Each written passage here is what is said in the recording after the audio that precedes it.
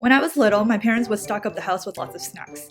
When I got even a little peckish, bored, or simply noticed a snack, I would scarf it down fast. And I noticed other types of snacks around, and I didn't want to miss out on all of those, so I would say, okay, maybe I'll just have a little bit of each.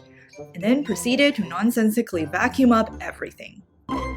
Because I would inhale something and not be satisfied because I didn't actually taste it or wait for my brain to register any satiety signals, I would then immediately inhale the next thing, all without tasting anything. In the end, I would be full, stuffed even, but still not psychologically satisfied. In fact, more often than not, I was psychologically frustrated. So, several years later, after discovering the world of self-improvement, I eventually overcame my snacking addiction. Hurrah! Then life decided to gift me with another. It goes a little something like this, and let me know if you recognize it. You start reading a book, and then Amazon starts suggesting more books, and you're like, oh god, there are so many books I should read. Okay, I better finish this one super quickly so I can go on to the next one. Then one day you wake up and you're like, my life hasn't changed yet. Maybe it's just because I haven't found the right book. Okay, I just need to keep reading. What's going on here? Two things. Number one is fear of missing out, or FOMO. You jump from book to book without really applying anything deeply because you don't want to miss out on all the other good advice out there. It's like wanting to eat all possible types of snacks available to you, even if you don't need it, just because you want to try everything. It's essentially the scarcity mindset. And the scarcity mindset is reinforced by, number two, the feeling like what you have already consumed is not enough, because your life hasn't changed yet, right? This is like when you scarf down a snack too quickly and didn't take the time to enjoy it or give your body the time to send any satiety signals to your brain. So you think you need more than what your body is capable of processing. And you misidentify that as not enough. And this creates a vicious feedback loop. I call the fear of missing out the never-ending breadth of self-help, and the still not enough part the neglected depth of self-help. If you chase after the never-ending breadth without giving depth the time and energy it deserves, you end up in this loop. What surprises a lot of people, though, is that when you give depth the time it deserves in any one particular area, you'll find that the breadth actually comes for free, because what you apply to one area of your life is almost always applicable to every other area of your life. But why is it so hard to do that?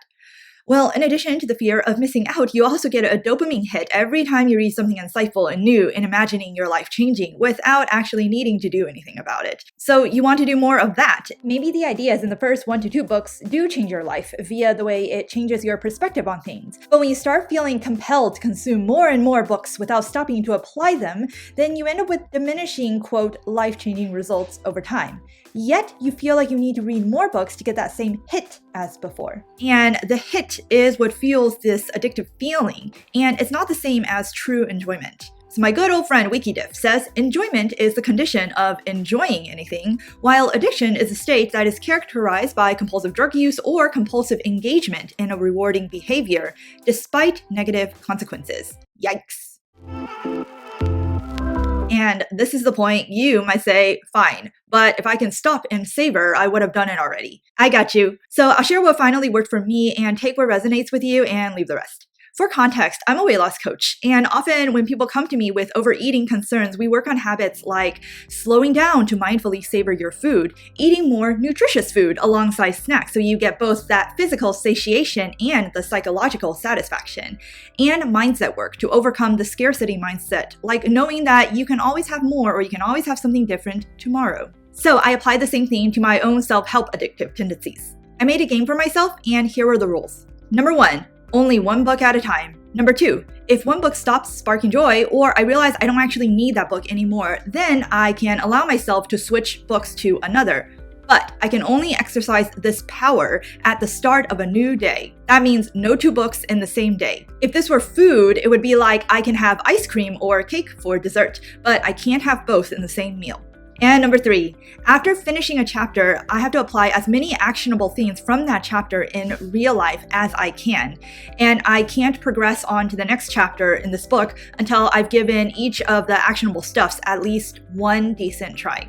I get 1 point each time I apply something and learn from it, and I get 2 points if it's applied in an area that is not directly related to the subject matter. So, for example, if I learn something from a relationship book and apply that to my work or to my health and fitness, I get double points. So the first rule is to ensure that I savor. The second is to give me permission to have more later so as not to trigger my scarcity mindset. So I still get to read a variety of books if I choose, I just need to wait a day. This also gives me enough of a break to sleep on it so I'm not impulsive about it, but it doesn't trigger my FOMO. And the third rule is to ensure I eat nutritious foods alongside my snacks. In this case, putting learnings into practice is the equivalent to eating nutritious foods for me, because as you embody your learnings, your life actually does change. And that's what really satiates that hunger for more, not reading about it and imagining it. The great thing about the setup of this game is it's a game. So it's fun, not punishment. And I get that dopamine hit whenever I score a point. For self-help addicts like us, we love our achievement-induced dopamine hits, don't we? That's what got us into this mess in the first place. Only now I reward myself for practicing stuff instead of reading about it. Here's what I learned after doing this for a few months.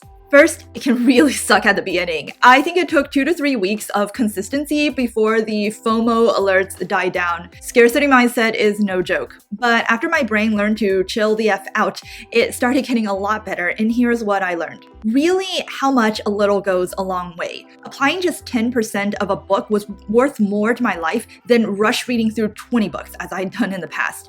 I got the depth in.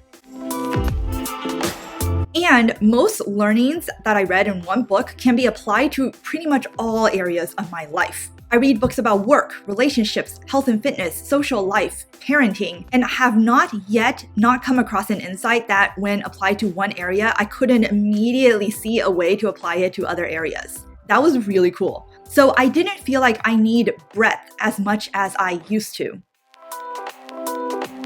And despite reading more slowly and sometimes not even finishing some books, I actually created more positive change in my life than in the past when I was finishing a book a week. Instead of seeing diminishing returns over time, I now saw exponential returns from just applying even 10% of one book consistently to as many areas of life as I could, and it was fun to discover new applications.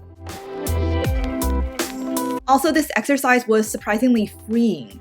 Not only did I feel like my life was progressing because I was actually practicing and embodying the stuff I learned, I also quickly learned what type of things worked and what type of things didn't work for me, and how to better identify what were the right fit books for my current problem of choice later on, such that when I pick up new books, I'm much more confident about which book to choose and what parts I need to actually pay attention to, rather than in the past, my anxiety forced me to compulsively read everything and take notes on everything, and I would end up not even going back and reading the notes because of that. Finally, I learned what enough was like for me.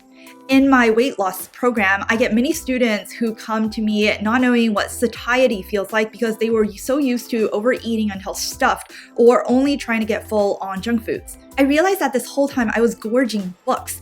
I didn't know what true satiety felt like for self-improvement without practicing everything I learned. Once I started practicing and embodying what I learned from the books, I got hungry less often. So let me know if this helped, if this resonated, what your takeaways were, and if you enjoyed this video, please subscribe for more content and make sure to check out the description box for any important links. Until next time!